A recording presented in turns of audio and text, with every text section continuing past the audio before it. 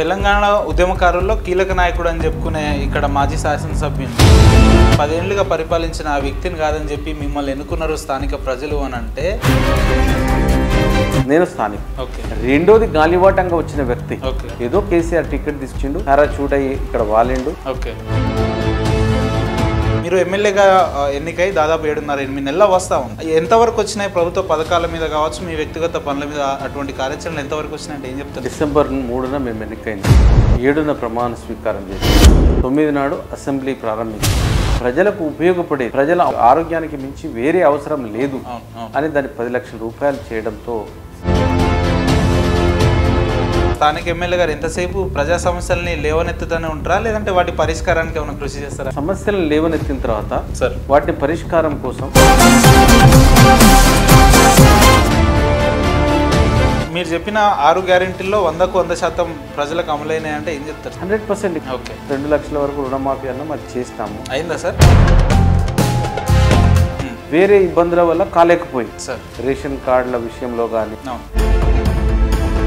ఖాళీ అయిన ఖజానా గురించి కాకుండా జరిగిన అభివృద్ధి గురించి కూడా మాట్లాడితే బాగుంటుంది అని చెప్పి ప్రత్యర్థి బీఆర్ఎస్ వాళ్ళు ఆరోపిస్తున్నారు. అభివృద్ధి వైపు కూడా అడుగులేస్తా ఉన్నాం, సంక్షేమం చేస్తా ఉన్నాం. ఇప్పుడు 4th సిటీ గురించి కానీ, మూసి ప్రక్షాళన కానీ, ఇవన్నీ అభివృద్ధి వైపే కదా. టీఆర్ఎస్ పార్టీ చేసిన వైఫల్యాల వల్ల మీరు గెలిచిరు, కానీ ప్రత్యేకంగా మీకంటూ ఏం ప్రత్యేకంగా లేదంటారు, అంతేనా? చేసిన వైఫల్యాలతో పాటు నేను చేసినటువంటి సేవను ప్రజలు గుర్తించారు. చాలా మందికి వైద్యం చేస్తారు,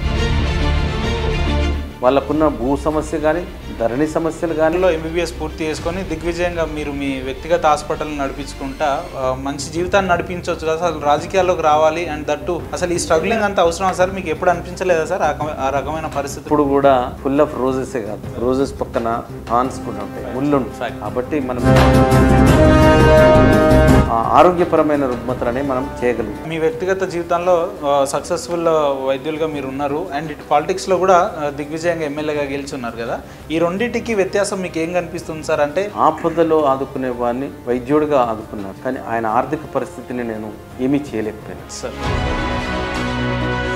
నిమ్స్లో వైద్యం చేస్తా ఉన్నాయి రోజు వేల మంది, కోట్ల రూపాయలు, దాదాపు ఒక 40,000 రూపాయల బిల్ అయితే ఎంత కడతావు మీరు అని చెప్పి మీరు పేషెంట్కి ఆఫర్ ఇచ్చారు. 7,000 రూపాయలు మాత్రమే నా దగ్గర ఉన్నాయంటే ఆ 7,000తోటే మీరు డబ్బుల విలువ తెలుస్తుంది కాబట్టి, పేదరికం తెలుస్తుంది కాబట్టి, డబ్బులు కట్టలేని పరిస్థితిలో ఉన్నారు కాబట్టి.